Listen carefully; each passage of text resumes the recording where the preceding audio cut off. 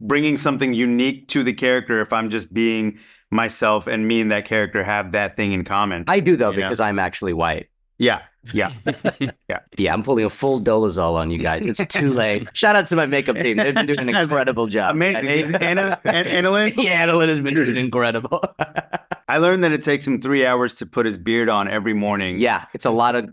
it's crazy glue, dude. Yeah. We also got into full-blown fistfights, as good brothers do. And that kind of energy, I think, set a tone on set. They were like, these guys are not to be played with. Nobody messed with us. Nobody messed with. Yeah. After they saw him throw me through a table the third time, they were like, okay, I think this is pretty serious.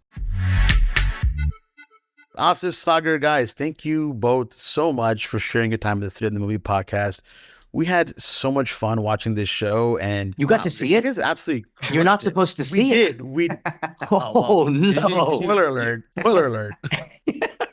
No, thanks for having us, guys. Man. Oh, thank you. Thank you for joining us. Like, this is so much fun. We've been watching you guys and so many of your other projects. So to see you both kind of paired together, it's a joy. We can't wait to get started. Thank you. Thank you so much, man. Now, I wanted to start off by talking about this story. It's got this perfect mix of family drama and crime and comedy, all while bringing in cultural connections like Pakistan.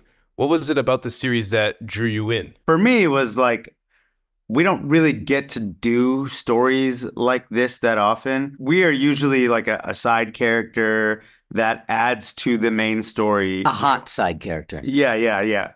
Him. And so it was really cool to be like just a part of the main storyline of this gritty action comedy with heart. It's just something that I hadn't read before. Yeah, it just felt different. And in this kind of space, it's very special to have something that genuinely feels different and unique. And I think the group of people and, the creators and everybody, put together a really special project. So that kind of feeling sustained itself throughout the shooting. And I love that you guys touch upon, that typically as South Asian characters are always seen as the hot sidekick. You're absolutely right. It's always the hot sidekick. Not. Yeah. or the funny sidekick. We don't funny sidekick. You're always silly. Yeah, exactly. That's funny hot sidekick. Now we're talking. Yeah. Not just fully loaded, in my opinion.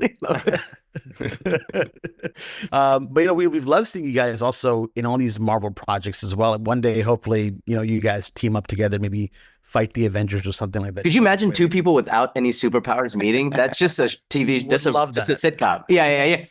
Yeah, maybe this is taking place in the MCU, But what we've always seen is South Asian heritage representation is always just very misrepresented, but now it's kind of feeling like in Hollywood it's getting to a much better place, and there's a lot more stories coming out. So for both of you, what is it kind of meant to be now part of this story, part of this resurgence, and telling the right stories and showing people we're not all scary, we're all good people as well? I think it feels great. It feels like a step in the right direction. Obviously I think there's definitely room for more, but even a show like this feels like even 5-10 years ago that a show like this would never get made. Yeah I really do hope this show inspires like a whole generation of other creatives, and people start waking up and becoming bolder than yesteryears, and they try to make shows like this but different in their own point of view. I really think it's going to happen. I hope it does. Yeah, I think so too. Yeah, and I think also the audience is so huge. I mean, you fail to recognize, just the industry fails to recognize, like, it's like a billion plus people in the community, and it feels like a glaring oversight to not take advantage of such a large audience, Yeah, I mean, we gotta represent our own, and we gotta show up for our own. It's funny because when I heard about the show before I'd even seen the trailer or any of the episodes, I was like, oh, I can't wait to show my mom this. Representation is so important. First episode starts, I'm like, maybe I'll wait. Maybe don't show mom first. Yeah. The moment you see me, you're like, oh. Mom, you should Miss Marvel. Remember how religious he was? He's not praying in this one as much. Yeah. No, the story kind of has like a Godfather-y feel where it plays on like the immigrant family dynamics of these characters, and like even I'm a not an immigrant, but I'm my family, my mom and dad have come to Toronto to start a new life. So I see the parallels of the upbringings. Was there anything that you could take from your personal life that you brought into this series? I think just what you mentioned, I think being children of immigrants, you kind of see that, people like our characters, at least from my experience, my parents, you see them trying to figure a new place out, a new life out, trying to find out, their place in this new world that they're living in. And I think, the show is kind of tackling that in a different way, of, these two, pampered jerks kind of like being thrown into this, life and death situation and being told like, hey, you either figure this out or, it's not going to be great for you. So in that kind of similarity, obviously in the show, it's like way more crazy and funny or whatever. But that to me really stood out of just like this sort of discovery and, the unknown. Sometimes I have a hard time recognizing what I am bringing to the character versus what naturally comes out of me, because I only know a life being a child of immigrants, right? Sure. That is my normal. So I don't know if I'm bringing something unique to the character, if I'm just being myself and me and that character have that thing in common. Right. It's really hard to draw the line. I do though, because I'm actually white. Yeah. Yeah, I'm pulling a full dolazol on you guys. It's too late. It's right there. Yeah. Unveil yourself. Shout out to my makeup team. They've been doing an incredible job. Amazing. Annalyn? Yeah, Annalyn has been doing incredible. Lots of bronzer. Absolutely.